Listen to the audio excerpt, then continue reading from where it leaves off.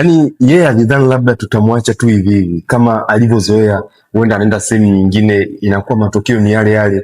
ila alipofika huku, kitu cha kwanza huwa lazima kwanza turudi na kile chanzo cha tatizo, lakini sio hivyo tu, matatizo yake ya muda mrefu sana ya kihormones,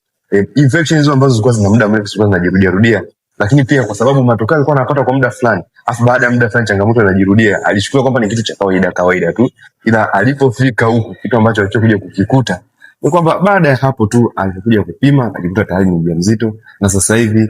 ana wiki ya 4 anaelekea wiki ya 5, kila macho anaelekea mwezi wa 2 wa kipindi chake cha ujauzito. Na ni kwa sababu tu nipo na katika safari ya kuitwa mama, na programu hizi huwa zinatolewa chini ya usimamizi, chini ya mwongozo na ufuatiliaji kwenye ule utaratibu maalum. Ikiwa ndio maana kwanza nakutana na akaunti na huko kwenye utaki kupata mtoto, follow, share video hii, lakini pia